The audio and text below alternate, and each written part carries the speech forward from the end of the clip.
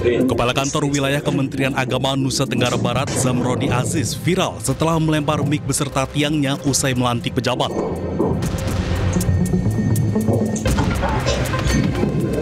Video berdurasi 25 detik tersebut beredar luas di media sosial dan memicu kritik publik serta meminta dicopot dari jabatannya.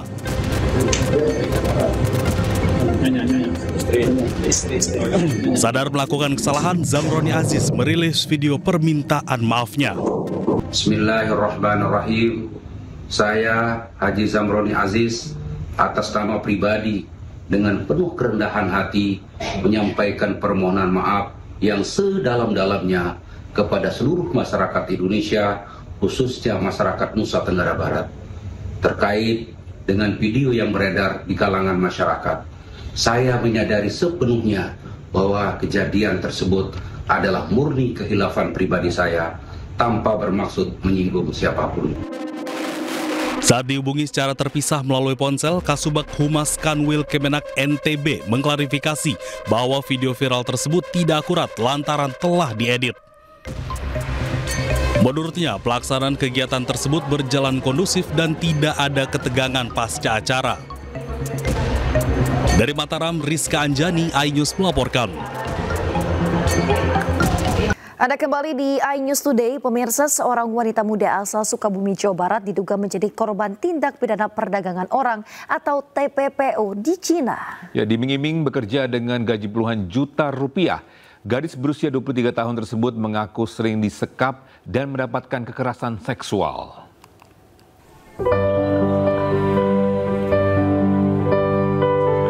Sungguh pilu nasib yang dialami RR, wanita muda berusia 23 tahun, asal Kecamatan Cisaat, Sukabumi, Jawa Barat.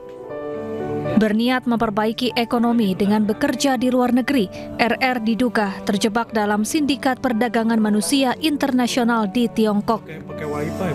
Melalui kenalannya di media sosial, RR diiming-imingi gaji puluhan juta rupiah. Namun ia justru diduga dijual ke Cina dan kerap disekap serta mendapat kekerasan seksual. Gaji kayak 15-30 juta. Jadi ini kan mau zaman sekarang kan susah nyari kerja ya gitu, terus kan kirain betul kerja ternyata malah kayak gini ya mendapat kekerasan seperti seksual gitu. Kalau Reni gak nurut atau gak ngikutin permintaan dia, Reni selalu diancam dimatikan wifi-nya. Kalau gak Reni gak dibolehkan pulang ke Indonesia, terus dia bilang saya akan membuat hidup Anda menderita. Kita terima kabar tuh bulan Agustus Reni sudah berada di Guangzhou, Cina. Reni menceritakan juga ya kan, kondisi di Guangzhou itu seperti apa gitu. Karena pihak Cina itu tuh Reni pernah bercerita udah membeli gitu. Saya udah beli kamu gitu. Reni tuh di situ baru ada rasa ketakutan gitu, sampai terjadilah seperti itu gitu. Jangka waktu kalau misalkan menolak ajakan seperti itu tuh, maka ada sesuatu ancaman lagi sampai Reni itu selalu ketakutan. Keluarga berharap pemerintah segera mengambil langkah dan memulangkan korban yang merupakan tulang punggung keluarga untuk kembali ke tanah air. Dari Sukabumi, Jawa Barat, Budi Setiawan, iNews melaporkan. Pemirsa, Gunung Lewotobi laki-laki kembali mengalami 22 kali letusan disertai gemuruh dengan tinggi kolom abu 2000 meter dari mulut kawah. Gunung Lewotobi laki-laki saat ini berada pada status level 4 atau awas.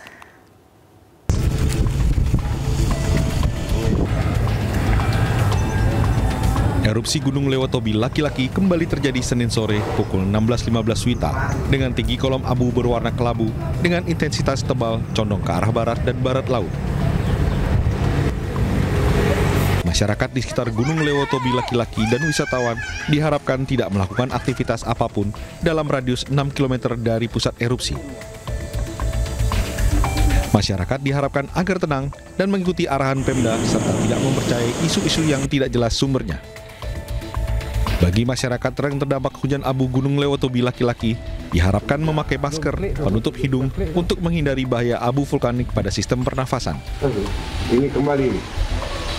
Walaupun terus terjadi erupsi, sayangnya sejumlah warga tidak mau mengungsi dan lebih memilih bertahan di rumah demi menjaga binatang dan harta benda mereka. Dari Flores Timur, Joni Nura, iNews melaporkan.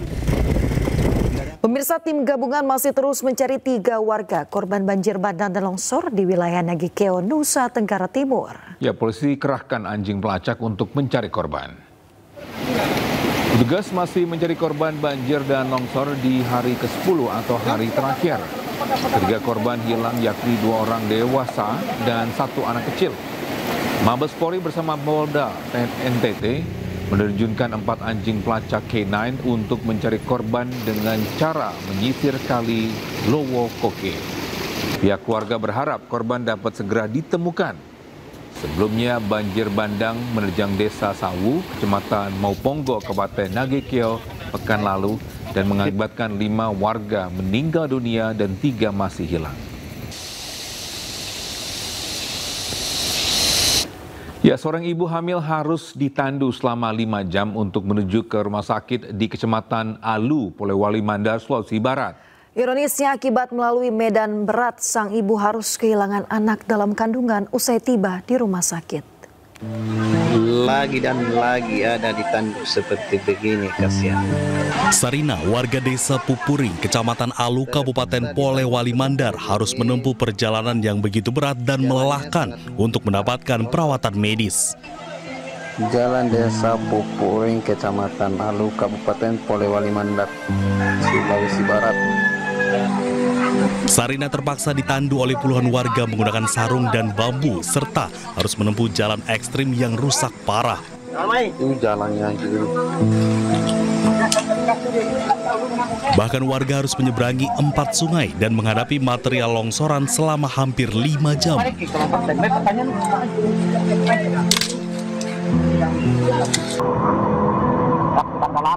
Tujuan mereka adalah puskesmas terdekat dan melanjutkan perjalanan ke rumah sakit. Perjalanan yang sulit ini terpaksa ditempuh setelah Sarina mengalami sesak napas, padahal usia kandungannya baru 6 bulan. Namun kondisi sang ibu sangat membutuhkan perhatian medis segera. Meski sudah menempuh perjalanan yang jauh, sang bayi yang dikandungnya tak dapat diselamatkan. Kalau di sana masih ada detak jantungnya, tapi ya kan namanya juga di perjalanan tak tahu apa. Mungkin goncangan Pak gitu. Ya mungkin karena ya kita bisa lihat sendiri jalannya kemarin. Berarti bayinya meninggal. Akhirnya bayinya meninggal. Itu. Tapi yang pastinya di sini ya sudah tidak tertolong lagi. Warga berharap semoga kejadian ini menjadi perhatian bagi pemerintah dan segera ada langkah nyata untuk memperbaiki infrastruktur.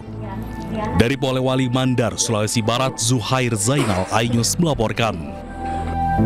Usai dipecat sebagai anggota DPRD Gorontalo dan kader PDIP, Wahyudin Morido beralih profesi jual es batu. Wow, dan Wahyudin kembali jadi pengusaha seperti yang dilakukannya sebelum menjadi anggota DPRD.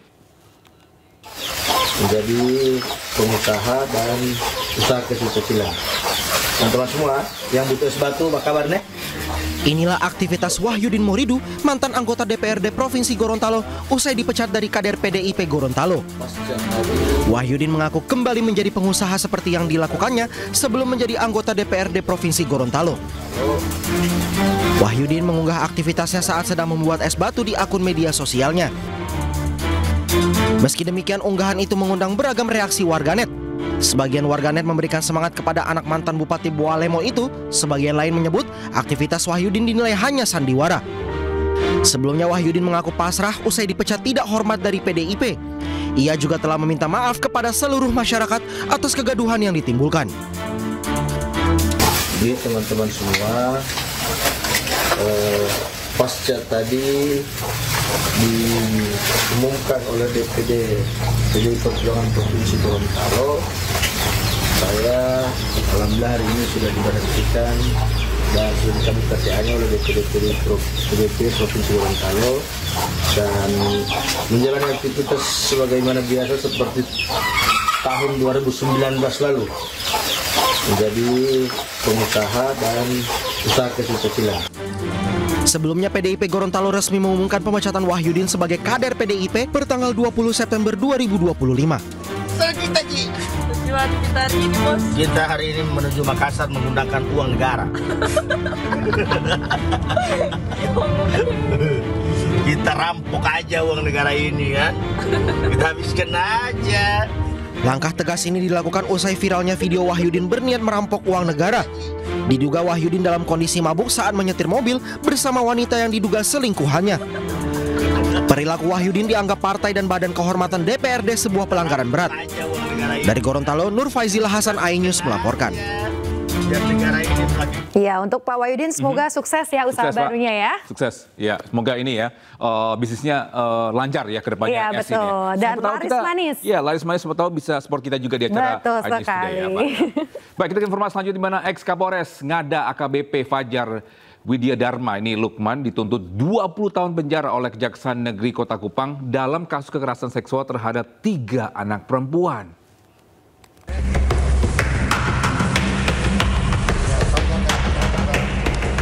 Dalam sidang yang berlangsung secara tertutup di Pengadilan Negeri Kelas 1 Kupang, JPU menuntut ex-Kapolres Ngada dengan hukuman 20 tahun penjara dan denda sebesar 5 miliar. Terdakwa juga diwajibkan membayar restitusi sebesar 359 juta. Menanggapi tuntutan jaksa, kuasa hukum terdakwa merasa keberatan dan akan menyampaikan pembelaan pada persidangan berikutnya yang dijadwalkan pada Senin 29 September mendatang. Sebelumnya, kasus AKBP Fajar mencuat ke publik setelah dirinya ditangkap Propam Mabes Polri pada 20 Februari lalu. AKBP Fajar ditangkap usai dilaporkan otoritas Australia terkait keterlibatannya atas penjualan konten video porno anak di bawah umur di salah satu situs dewasa. Dari Kupang, Nusa Tenggara Timur, Eman Suni, iNews melaporkan. Kita ke informasi berikutnya, pemirsa. Peneliti dari Institute for Criminal Justice Reform, Iqbal Muharram Nur Fahmi, mengaku skeptis dengan komposisi tim transformasi reformasi polisi yang seluruh anggotanya merupakan anggota Polri. Ya, menanggapi hal ini, Kapolda Jawa Barat 2016-2017 Anton Syarlian menyebut tim internal mempunyai semangat perbaikan ke dalam tubuh Polri sehingga sangat wajar jika seluruh anggotanya merupakan pejabat Polri. Apabila kita melihat komposisinya, gitu, 52 anggota yang mana semuanya tergabung dalam anggota Polri, nah itu kita harus bertanyakan, gitu ya. Kita harus skeptis melihat itu, bagaimana apakah ini menuju arah perbaikan? Karena seperti yang Pak Anton tadi dari tahun 98 gitu ya, keluar Tampang PRS yang memandatkan bahwa Polri harus berbenah, gitu. Tapi sampai sekarang kita belum melihat, gitu ya, bagaimana pembenahan itu terjadi, di mana pembenahan itu terjadi. Yang kita lihat malah makin banyak brutalitas yang dilakukan oleh aparat kepolisian jauh dari kata sipil. Nah, kita lihat apakah pembentukan ini mempertahankan status quo atau memang menuju perbaikan ke arah yang lebih baik gitu. Kita paham tadi semangatnya internal, tapi ada masukan ketika ini hanya menilai diri sendiri dan hanya isinya perwira tinggi, tentunya perbaikan itu takutnya tadi banyak yang skeptis, Pak. Ya, bisa saja berpikir demikian, tetapi kita pun juga tadi memang bisa saja dilibatkan nanti itu ya untuk apa masukan-masukan dari eksternal itu sendiri, seperti tadi bisa dari Komponas, bisa dari Police Watch, itu kan bisa diberikan masukan-masukan. Toh polisi ini sekarang ini yang akan dibenahi. Nah, yang akan dibenahi itu sendiri tentu saja secara internal dulu sebelum nanti secara eksternal. Justru di sini presiden itu sendiri sangat-sangat memperhatikan polisi, karena polisi ini mau tidak mau dalam sebuah negara ini merupakan fungsi daripada sebuah negara itu sendiri. Apabila polisinya jelek, maka negara pun juga akan jelek. Ini tidak berarti bahwa dengan tidak dilibatkannya masyarakat bukan berarti polisi menutup diri. Karena memang ada dua tim ini. Ada tim yang internal. Tentu saja kalau tim internal itu bukan berarti mau istilahnya justru menutupi diri sendiri. Toh nanti pun juga akan dibuka oleh tim eksternal yang dibentuk oleh presiden. Justru di sini semangatnya semangat ingin memperbaiki diri. Kita informasi lainnya, bisa seekor ular kobra Jawa ini ditemukan di pekarangan rumah warga di Jalan Haji Sarimuan, Kembangan Selatan, Jakarta Barat. Iya, petugas pemadam kebakaran juga menemukan 17 telur ular. Ada sarangnya dia. Oh, ke dalam tuh bang, gede-gede. Ular kobra Jawa atau ular sendok ditemukan tengah bersarang di pekarangan rumah warga di Jalan Haji Sarimun, Kembangan Selatan, Jakarta Barat. Takut membahayakan jika dibiarkan, warga melaporkan temuan ular ini kepada petugas pemadam kebakaran. Petugas yang datang ke lokasi menemukan 17 telur kobra. Dengan hati-hati, petugas damkar berhasil menangkap induk kobra yang masih bersembunyi dalam sarang. Pertama ketahuannya itu pemilik rumah sedang membersihkan halaman rumah dan dia melihat seekor ular, lalu ular tersebut dikejar sama dia masuk ke lubang itu.